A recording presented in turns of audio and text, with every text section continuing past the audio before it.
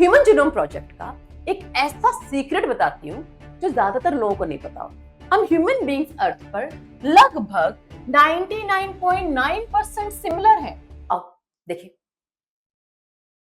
तो human genome हमारे DNA के बारे में बड़ी अच्छी बातें बताता है, बड़ी शानदार बातें बताता है। ये क्या कहता है? ये कहता है कि हम ह्यूमन बींग्स अर्थ पर लगभग 99.9% सिमिलर है। 99.9%। ठीक है। सिमिलैरिटी मतलब क्या हुआ कि सेम जेनेटिक कोड शेयर कर रहे हैं। ठीक है, तो डिफरेंस कितना हुआ? डिफरेंस हुआ सिर्फ और सिर्फ 0.1% का। सिर्फ 0.1% का डिफरेंस हुआ, लेकिन ये डिफरेंस भी बहुत बड़ा है।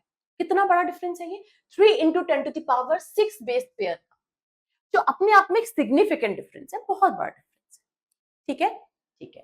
अब कहता है ह्यूमन जीनोम प्रोजेक्ट कुछ इसके मैजिक है ना, कुछ 3 नंबर के मैजिक है। देखो क्या है। ह्यूमन जीनोम अप्रोक्सीमेटली कंटेन करता है कितना? 3 × 10⁹ बेस पेयर। ये हो गया पहला point. 3 × 10⁹ base pairs approximately contain करता है। ठीक है, हमारे डीएनए के ऊपर होते हैं कितने? 30,000 जीन्स। 30,000 जीन्स, और हर एक जीन पे कितना होता है? 3000 बेसिस। ठीक है, ये बात ध्यान रखना है। हर एक डीएनए पे कितना होता है? हर एक जीन पे कितना होता है बेटा? 3000 बेसिस होता है। लेकिन ध्यान देने वाली बात है, बात ध्यान रखना कि जो सबसे बड़ी जीन होती है वो कहां प्रेजेंट होती है? एक्स क्रोमोसोम पे। वो कौन सी जीन होती है? डिस्ट्रोफिन जीन होती है, और उसके पास होते हैं 2.4 मिलियन बेसिस। ध्यान रखना, डाटा है, एनसीईआरटी का डाटा है। और सबसे छोटी जीन होती है वो प्रेजेंट होती है कहां पे? वाई क्रोमोसोम पे। कौन सी जीन होती है? टीडीएफ जीन होती है। इसके पास होते हैं मात्र 14 बेसिस। हाँ, सबसे बड़ी जीन और सबसे छोटी जीन आपको ध्यान रखना है। ठीक है, उसके बाद आता है क्या? हर एक बेस को सीक्वेंस करने के लिए कितना खर्चा आया?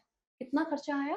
हर एक बेस को सीक्वेंस करने के लिए खर्चा आया $3। बहुत ज्यादा था, है ना, बहुत ज्यादा। ये ना एक मेगा प्रोजेक्ट था, ह्यूमन जीनोम प्रोजेक्ट। ठीक है, ये मेगा प्रोजेक्ट था। इसको लीड किया था किसने? यूएस डिपार्टमेंट ऑफ एनर्जी और नेशनल इंस्टीट्यूट ऑफ हेल्थ।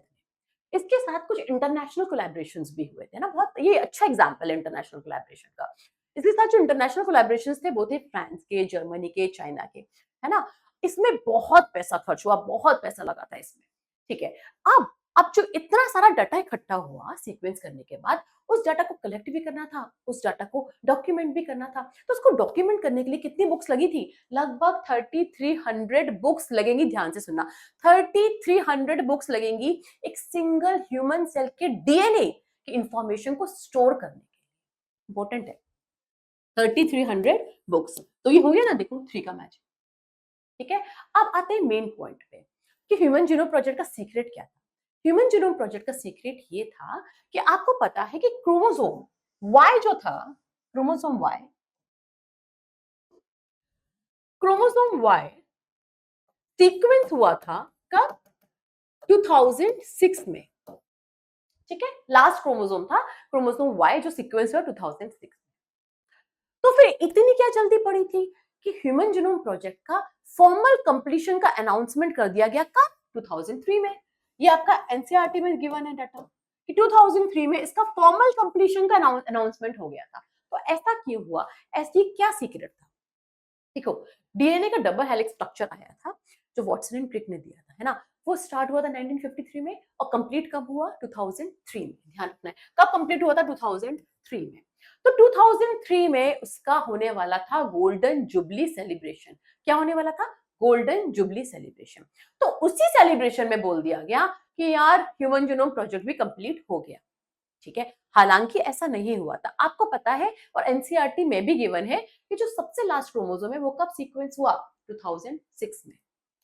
तो 2003 में क्या हुआ? इसका फॉर्मल कंप्लीशन का अनाउंसमेंट हुआ। आपको क्या ध्यान रखना है? आपको एनसीईआरटी का ही ध्यान रखना है कि 2003 में ही क्या हुआ, क्योंकि इसको फॉर्मली अनाउंस कर दिया गया है ना। तो आपको भी क्या ध्यान रखना है? 2003 ही ध्यान रखना है।